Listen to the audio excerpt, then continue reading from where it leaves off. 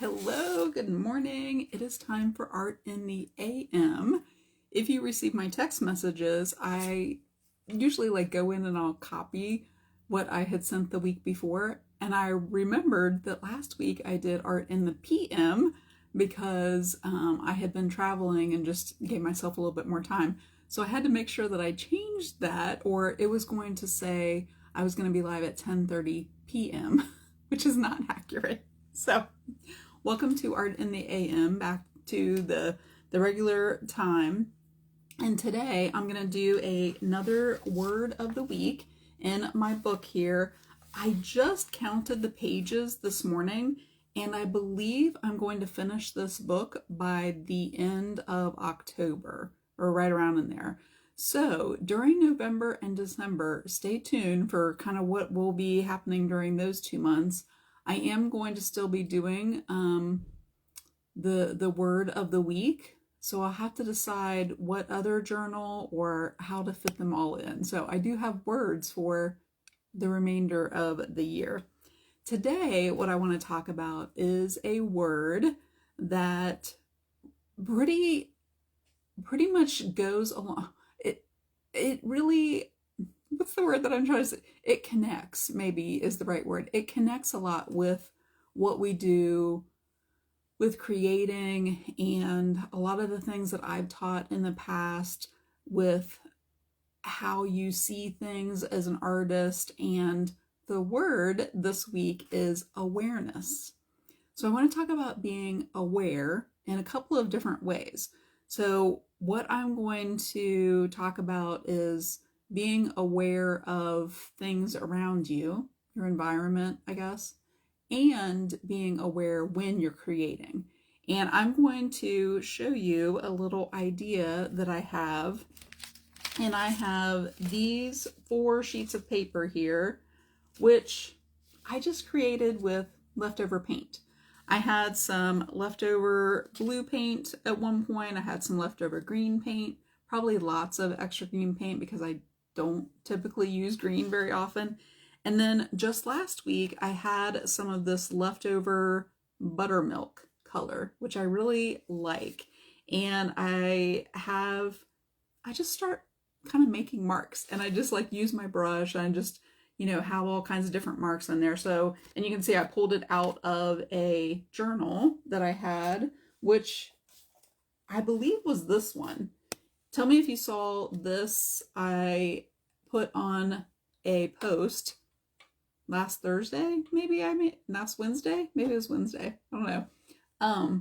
And I asked if you recognized this face, and I'll talk a little bit more about that probably on another live, because I don't have the thing that you may recognize to show you to go along with this to show how I did it. But this was definitely all mixed media. I used a lot of different things in this one. But the pages that I have that I painted the extra, I always have some kind of journal like this that is kind of lighter weight paper, and I will use my extra paints on those pages. Here's another one that I have, and I had some extra pink paint, and I had already done kind of these things underneath there with some extra, and then I just kind of did these circles. So it becomes kind of like this layering effect as I have extra pages. And this is a fun little square journal,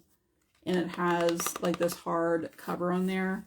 And I've used this. I believe this one is from Hobby Lobby, if you were going to ask. So I have this paper. You can see I do a lot of spirals. I do a lot of swirly kind of lines, radiating. And this one, I think I had actually some white extra paint. And you can see where I overlap. So I had the blue that was already dry, that navy kind of color, and then I overlapped it with the white. This one has some yellow in there, and then definitely more of that buttermilk color. I'm going to choose one of these, and I feel like This one probably is the most layered. Like there's the most different layers on there. So I think that I'm probably going to use this one. And talking about awareness, I was out on my walk earlier today, and part of being aware and like having, I kind of call it like an artist eye, like an you're curious and you notice things.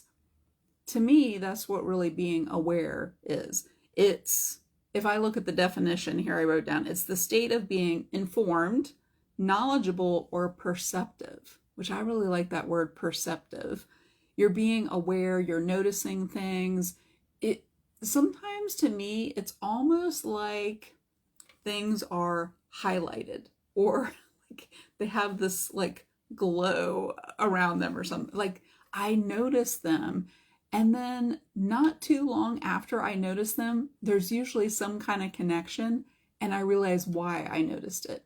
So I was walking today, and I was kind of thinking about this lesson that I was going to do. Good morning, Sue. I just saw your comment come by there.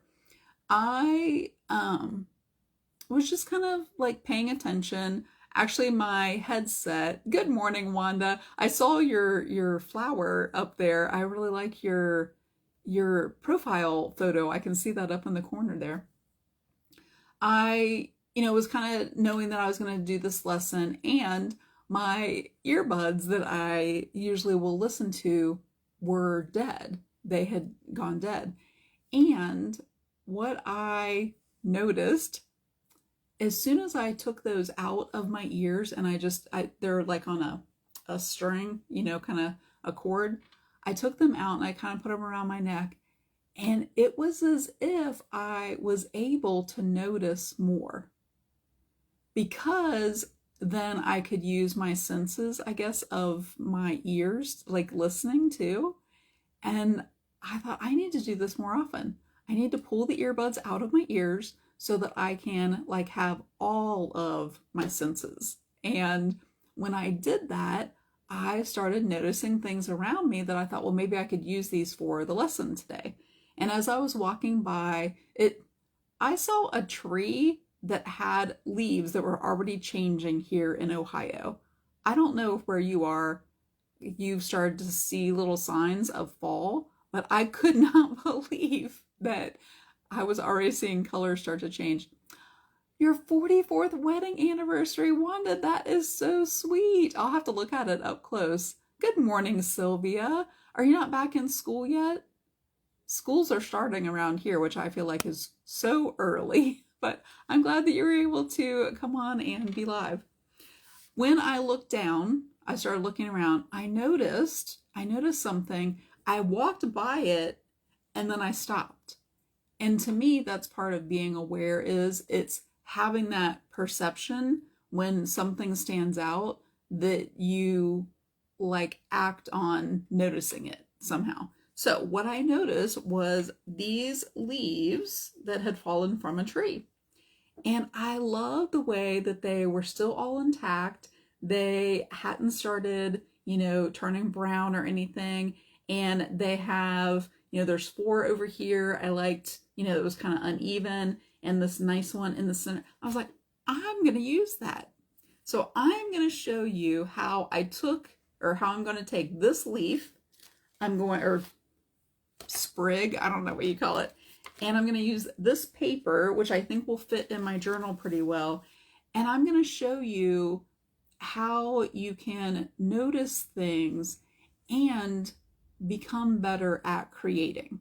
So I'm going to put that all together, and yes, that fits very well in there. So I do need a glue stick, and I think that's all. I'm just going to need a glue stick. I am going to use probably some primary blue paint, and I'm going to use some white. So I'm going to mix up a lighter blue color, and I think I'm going to use this. It's got like some little things. I'm going to use that as my paint palette that I might be able to reuse. And I'll tell you what that is. It actually has to do with this. It has to do with this right here. So I would love to hear, as I am kind of showing you how I'm going to get this started here, I would love to hear how you like are aware of things, how you notice things. Do you notice things by taking photos? Because I do that a lot too. And then I can go back in, just like I noticed the photo of Wanda and the rose, like that stood out to me. I knew that it was different, and I could tell, even though it's a tiny, tiny little photo, like that it was, I just noticed it. Being aware sometimes is pausing. I'm going to put my glue stick down on the paper here. Being aware is pausing. So in order for me to notice and be aware of that rose that was different on Wanda's profile photo there, I had to pause and I had to notice and kind of be aware of what the, her profile photo was before, to notice that it looked different. Sometimes I think that's how we notice things, because they are different. This is a little bit smaller than my paper here, so I like to use this little squeegee kind of thing. I don't know if that's what it's actually called. To me, that's kind of what it reminds me of. And it really gets everything kind of adhered down really well. There's just a little tiny edge kind of at the top and the bottom, and that will not matter for what I'm doing here. Make sure I put my glue stick on. This one looks like it's almost gone. Do you use these Yoo-Hoo glue sticks? These are some of my favorites. Now, this is a little bit longer, so what I'm going to do is turn it around here. Look, here's another leaf that I found. Isn't that an awesome leaf? I really like that one too. I saved that. I'm gonna use that. I don't know what kind of plant that is, but we have that kind of staying alive. Look, I'll keep that. I have like a little tray over here where I kind of keep scraps, and I'll keep that. Okay. And I'm going to use this as my little palette here. What I'm going to do is to draw these leaves on this piece of paper here. And the reason that I knew that this would work really well, I want you to notice that it runs off the page, so that everywhere that the paper is, it's going to run off the page, and it's going to create these shapes in here. That is very important. I'm going to use one of the sheets from this sketchbook here, actually, because I'm going to show you, because it's right about the same size. Actually, I'm gonna draw the edge right here of where it ends, so it's about the same size. Go ahead and do that. What I'm doing is using this white piece of paper just so you can see it better.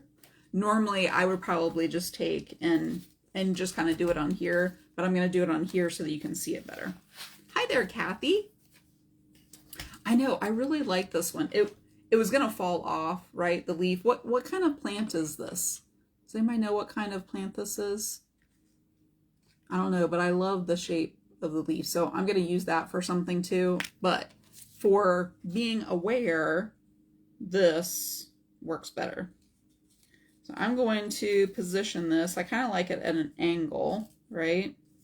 And I'm going to trace this just to show you how I'm going to be doing this. So I'm going to kind of press down the leaves. Hi there, Linda. Linda is on the West Coast. It's pretty early for you, Linda. when I have taught drawing before, I taught high school art for 13 years actually, and we would teach drawing. And really, if you want to get better at drawing, drawing from life, drawing from, you know, what you can see in front of you is the best way to practice. Now I am tracing right here so that I can show you this way of observing, of being aware. But like I said, if I was not showing you this, I would probably just do it on that piece of paper that I had painted on. But I am doing this so you can kind of see, and then you can see what I'm creating. And as soon as I get this all traced, you'll see what I mean here. And I'm not being too careful as far as, you know, copying exactly what's on here. You'll see kind of why. And see, every place that where these leaves are is going off the page. That's important, and you'll see why here.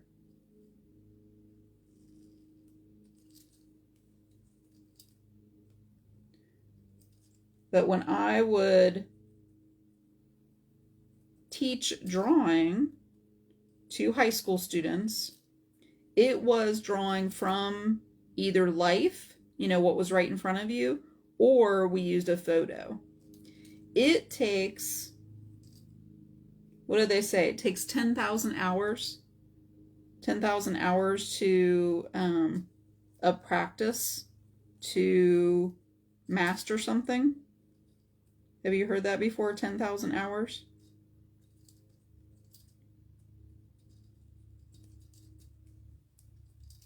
I'm definitely going to be using this leaf again. I don't know for what, but it's just such a great shape. I could cut this out from, you know, one of these sheets of paper. I could use the individual leaves. I could probably do, you know, paint and then press that on. There are like a lot of different things that I could do. Okay, I'm going to fix this up a little bit. I used my friction pen. Tell me if you use friction pens, because they erase. And I love that. It's, for me, really better than using a pencil. Because I just like how ooh. My phone stand just kind of moved all over the place there. What I'm doing now is just making sure that I'm creating the shapes of these leaves here. And so can you see every place creates a shape in there. Even like this in here. So if I was going to color it in, you would color that back and around. Yeah, Kathy, if you've never, Kathy says she's too old. How long would 10,000 hours be? Like what time period? That, I don't know how long that would be. But, you know, if I was going to color this in, like, you know, this is all background, right? Back in here. It's all background, you know, all of this. There's this little area here. I even have a little tiny right in there. That's all background, you know. Right? Can you see what I'm doing there? All of those areas that I kind of marked there, they're all background. They're all a shape. And I'm gonna put the camera here up for a second. The way that you can be better at drawing, the way that you can be better at transferring what you see in front of you to a piece of paper is by creating shapes like this. Because you will get better at noticing, at being aware, if you flip and look at the background rather than the object. So I'm going to show you how I do that, how I transfer what I just drew on here to that piece of paper that has all the paint all over it. Oh, Linda, have you not used these friction pens yet? I ordered them off Amazon, and you can get them at the big box stores. You can get them at Walmart. You can get and especially now with all the school supplies out and everything. Also, what I love about them is they're refillable. So you can get the refills and, just put them in there. So I, a lot of times, will get navy refills. I really like to get the purple refills because they're just kind of fun. And this eraser here erases with friction, with heat, right? So you do have to be very careful. And Linda, living out west, out in the West Coast, you have to be careful if you take anything outside using the friction pen, because the heat from the sun will make it disappear. Now, I have heard if you put it into the freezer, that then it will kind of come back. Even like using my heat tool, if I was to use my heat tool on this piece of paper, I could essentially erase this and reuse the piece of paper. Or if you trace something and then you want to have the lines go away that you traced, then you could use that heat tool and it would just disappear. It is Pilot. Pilot is the manufacturer. Gail. It threw me off there for a second. But yes, Pilot is the brand name, and I use the 07. I just like the thickness of the 07, size point. Oh, Linda, I've been using friction pens for a long time, and at some point I'll show you something else that I just started using with the friction pen, but I'll wait to do that another time. So let me go ahead and turn this down, and I will show you how to transfer this, what I'm seeing here. But like I said, I would have just used this leaf, but I want to show you kind of the process, what I'm doing here. So I have this piece of paper on here, and I'm going to do it this way, I think, so you can kind of see this. So I have it lined up, right? This is exactly the same size. It has the same borders on here. And now what I'm going to draw is the shapes. I'm not drawing the leaves, I'm drawing the shapes. And the first one I'll start with is kind of this shape right here. Now, you can use your fingers to kind of measure. So if I measure that distance, I know to start about right here. And I just kind of put a little point. And then I know to kind of go over. And I kind of know that's where that is. And let's kind of measure here too. Now, I don't have to do a lot of this measuring, but I wanted to show you kind of how to do it because I've practiced, right? I've put in a lot of hours of practicing and sketching. So do you see, that is my shape that I just drew, which is this shape right here. If you draw all of the shapes, what will be left is the leaves. I am telling you, if you can really start to be aware and notice things like this, like an artist notices, you will really be able to draw anything that is in front of you. So now I just kind of did this line here, which is going to end up being the shape. Let's see how long this is. Right, I don't usually do all of these measurements and everything, but that's because I've practiced. I scan back and forth a lot. I just notice how far away is this line, this curve from this curve. Notice I don't say leaf. I don't say what it is that I'm drawing. That is really important because I've talked about the left side of your brain and the right side of your brain before. The left side of your brain, which actually, as I'm talking, it may be kind of difficult once I start kind of drawing a little bit, but the left side of your brain wants to name everything. And when you turn off that side of your brain, you're able to see the shapes. You're able to see the curves. You're able to see the relationship between how far away something is. So I'm just constantly like scanning back and forth. I don't usually do, a whole lot of this measuring. See, like even that line right there, I didn't measure it. Like I checked it afterwards, but I was comparing so much that I got that length of that line the right size without even measuring it. Is this helpful to,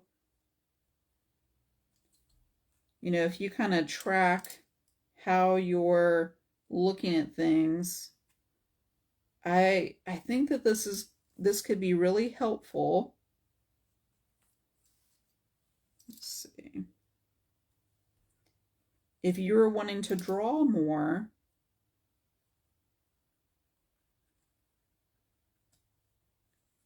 and you can see it becomes much more difficult for me to talk like while I'm doing this because it takes an amount of awareness, concentration, using the creative side of your brain, the right side of your brain.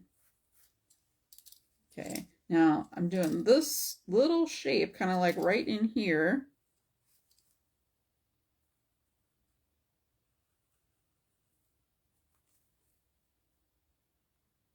And what I'm going to do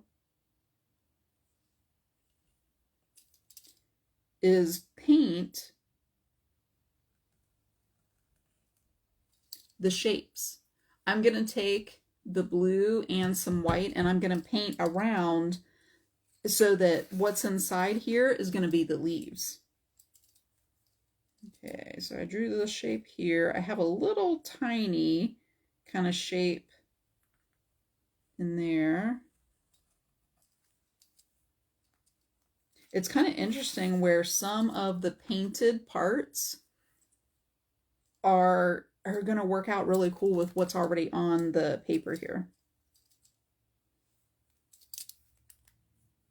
Once you kind of learn this technique and you really start noticing things like this, Kathy says she's aware of her right side of her brain. That's awesome.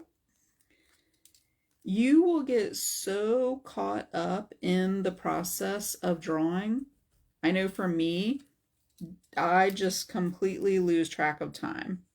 Like I could really spend a lot of time drawing.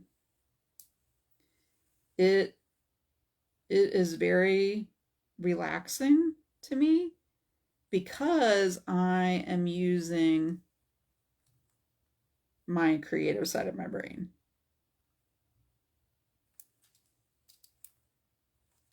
Okay. When I start applying the paint, you're going to see these leaves just kind of start to come to life. You're going to see them just like pop right off the page because I'm creating and I'm painting in the shapes.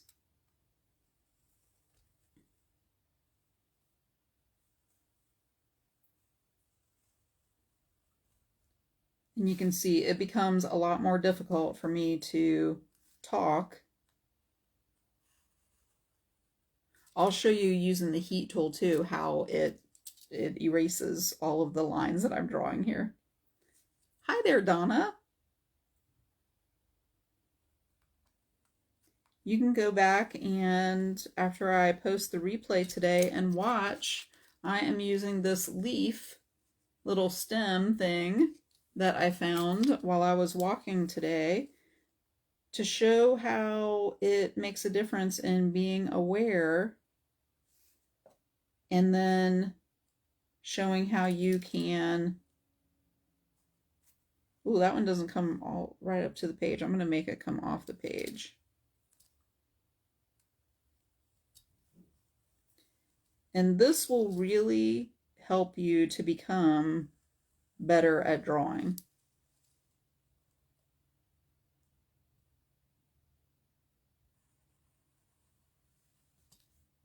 And I'm going to finish that up.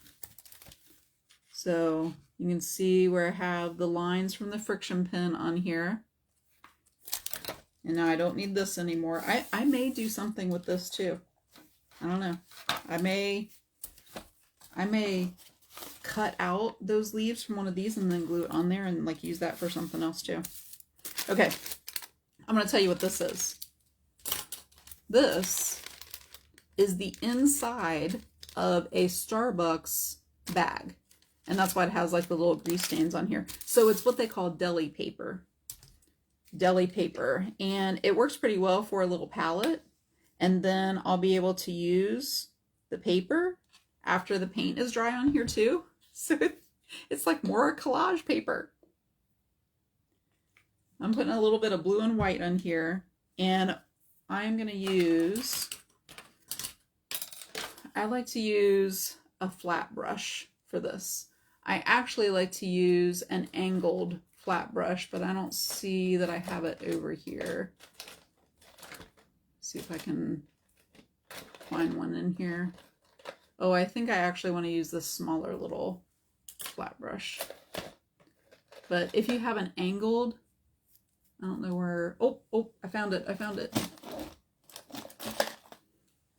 This angled flat brush, that is what I like to use.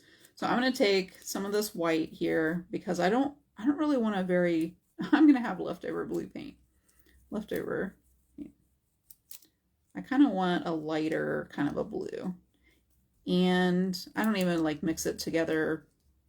You know, it doesn't have to be like perfect, but I want it to be maybe a little transparent so I can kind of see around here a little bit more. So I am painting in the shapes and kind of just doing like a light touch. So maybe I would see a little bit of that background in there.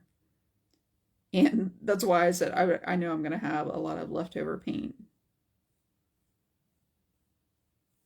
And do you see, just like that, how that leaf is starting to pop forward? If you practice seeing the shapes around things, you will just, it's like magic that all of a sudden then you create what it is that you're trying to draw.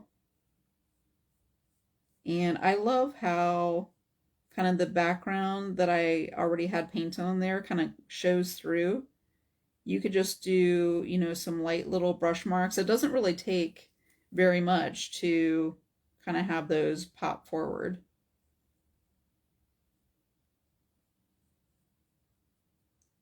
And I'm going to go ahead. There's that little bit of an edge right there. You can do this with anything. The key is whatever you're drawing has to come to the edges and make shapes. Once you practice this a little bit more, then you can kind of frame off things. But to get started, that's the main thing that you want to focus on. I know Linda that's watching, she does tutorials, and she does a lot of this negative painting, I would call it. You're painting the negative spaces, right? The leaves are popping forward because of the shapes that I'm painting around the negative spaces. This little angled brush like this, I like it because I can turn it and get into like some of these tiny little spaces in here. Like where the stems are.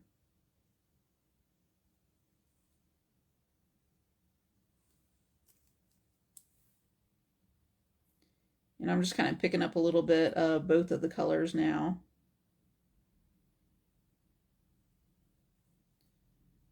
The blue goes with what's already on here too. I could have picked a different color for the background.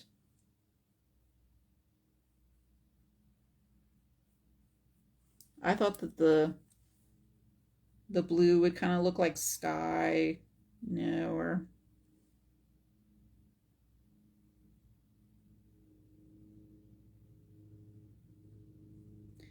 there's something very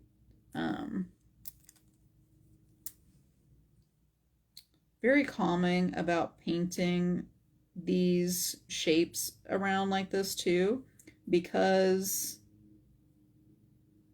I don't know, it's kind of like you're not really concerned as much as you would be if you were painting an object. If you're painting a, you know, pumpkin or, you know, whatever it might be, you're just painting in these shapes.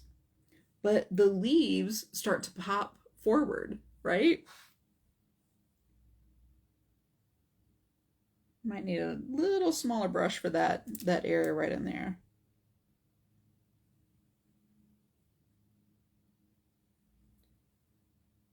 Do you think you'll try? I mean, you could just do this technique with just one leaf like this, right? To practice and not, you know, so many like I did here. And you could practice just making sure that that leaf ran off the page, that you made sure that the edges, like your paper, was bigger than that leaf, right? And that's how you can create the shapes then that you can paint around. And I really like this one kind of on an angle like this.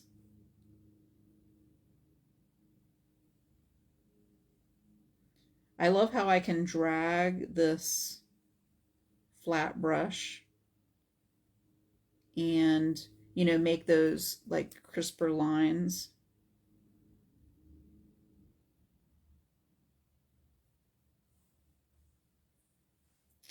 And just like that, I have those leaves like popping off there. Now I have a lot of extra paint. I'm gonna wash my brush off here. The other thing that I could do, because there are a couple of places where the leaves come up next to each other, I could take some watercolors, which would be more transparent, and I could kind of glaze over these leaves, which I'll probably do, and I could add a little bit more value change in there so I could see the difference between these two leaves right here. But what I want to show you, I am going to use the rest of this paint, and maybe I'll just go ahead and add it to, you know, these pages here. Maybe I will paint it onto this and maybe paint around, or if I still have extra, maybe I'll add to this page that I already had too. But let me show you when I use the heat tool how these lines that I traced disappear. Let me see. I'm going to try to show you just right there. Right there, I want you to watch as I use this heat tool. And see if you can watch that just disappear. Do you see it? That line right there that I drew with the friction pen is gone. So I am going to go ahead and do that with the rest. And all of those lines that I used to trace with will be gone. It gets very hot, this heat tool does. So I'm gonna put it down. This is a Ranger heat tool. And I do believe I have it in my Amazon shop.